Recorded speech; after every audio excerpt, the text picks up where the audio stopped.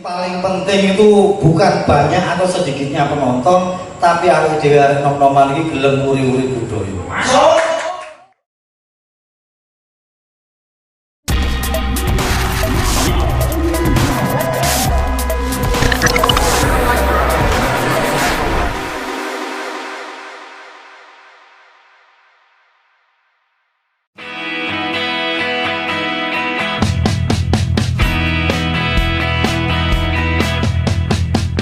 Ludruk, satu di antara entitas khas kota Surabaya di bidang seni dan budaya, saat ini semakin termarginalkan posisinya. Ludruk tak lagi jadi bagian membanggakan bagi bertumbuhnya metropoli Surabaya. Ludruk seakan semakin samar keberadaannya. Pesatnya pembangunan Surabaya yang ditandai makin menjamurnya bangunan serta gedung-gedung tinggi seakan tidak menyediakan tempat bagi penampilan pertunjukan ludruk. Di antara keluh kesah semakin terpinggirkannya ludruk dari kota tempatnya dikenali sebagai simbol kesenian rakyat, beberapa individu memilih tetap beraktualisasi dan meluapkan ekspresi berkeseniannya lewat ludruk. Robert Bayonet adalah satu di antara individu yang tetap memilih ludruk sebagai tempatnya mengekspresikan seni dan budaya. Selamat siang, Mas Robert.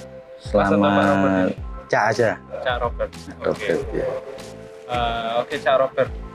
Sampean ini di Luntas atau Ludruk Luntas ini sebagai apa, Mas? Saya sebagai apa ya? Sebagai koordinator. Koordinator. Ya.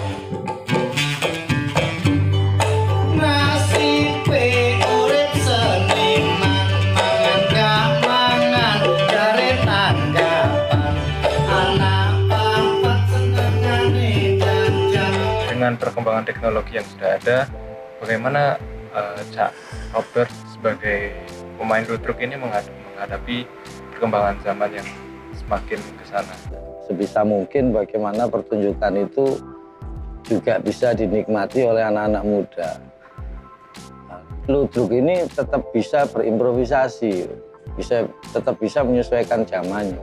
Mungkin sudah waktunya ludruk ini bermetamorfosis lagi. Dari lero, besutan, ludruk, kemudian entah nantinya akan menjadi apa bentuknya, namanya bagaimana. Tapi kan ya harus terus berjalan.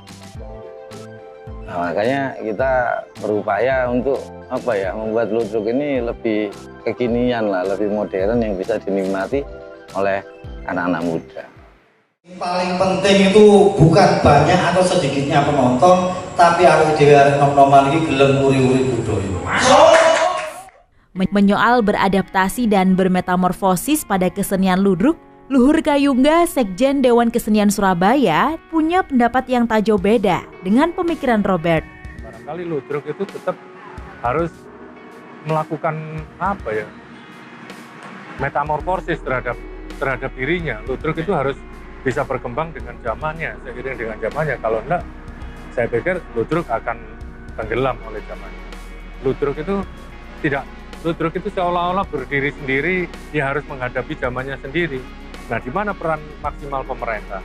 Di mana peran masyarakat di situ? Nah, saya kira seperti dulu zaman saya di kampung masih kecil itu orang punya hajatan, manten nanggap ludruk gitu. Nah, sekarang enggak. Nah, kenapa mereka lebih tertarik musik elektron gitu? Nah, kenapa mereka lebih suka dangdutan begitu?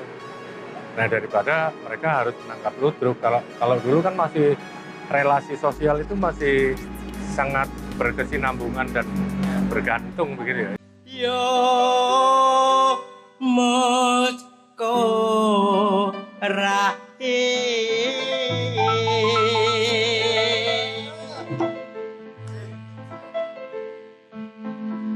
ditumpai Konsep ludruk tobong adalah hal lain yang juga menarik saat mencoba membincangkan ludruk. Lantaran makna atas tobong bagian tak terpisahkan dari pementasan dan penampilan ludruk di tengah-tengah masyarakatnya. Sayangnya ludruk dan konsep ludruk tobong saat ini sudah hilang. Bahkan bisa jadi tidak banyak yang tahu tentang hal itu. Agus Kucing, seniman dan peneliti seni budaya, pernah mencoba melakukan penelitian terkait ludruk tobong itu.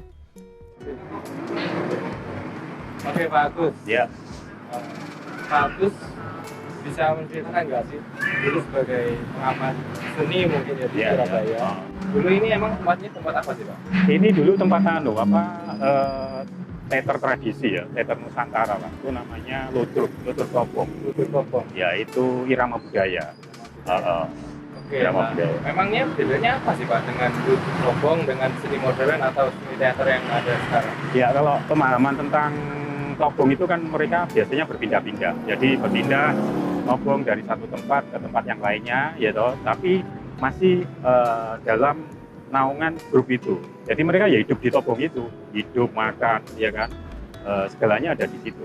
Bentuk gedungnya ini dulu seperti apa Pak? Ya, bentuk gedung ini dulu ini pintu masuk ya. Nah, ini pintu masuk. Nah, di sini ada tukang jahit. Nah, di sebelah situ tiket. Nah, terus kita ke kiri. Ke kiri itu tempat rias.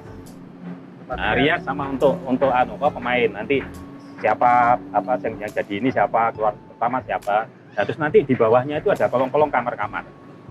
Kolong-kolong kamar-kamar itu untuk para penghuninya yang ada di sini. Jadi luas ini dulu. Ludruknya luas. Sekarang udah Jadi situasinya seperti itu. Nah, itu memang situasi Tobong seperti itu. Jadi ada kolongnya untuk kamar-kamar, gitu. Ada ruang makan, ada ruang rias, ada ruang pimpinannya, ada warung di dalam, gitu. Nah, itu ada aktivitasnya. Kehidupannya bisa lengkap di sini ya? Kehidupannya lengkapnya di sini, makanya saya kan tertariknya pada riset itu di sini. Di sini ini kan menarik. Jadi bisa dibilang sekarang udah nggak ada gedung khusus buat main ludruk ya Pak?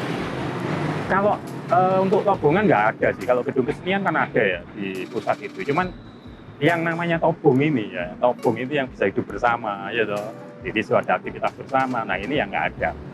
Jadi bukan panggung ya. Kalau panggung kan untuk main. Nah, kalau Tobong ini kan mereka hidup di situ, gitu. Guyon apa gitu. Antara pemain dengan penglihat itu kadang-kadang bisa datang sewaktu-waktu ngobrol. Nah, seperti itu. Konsep Tobongnya itu yang itu hilang ya. Kalau panggung ada, ya kan. Taman Budaya ada, Balai Pemuda, alun-alun sih ya. Alun-alun Surabaya ada panggungnya ya gitu ya. Gedungnya ada, tapi Tobongnya kan nggak ada. ada satu.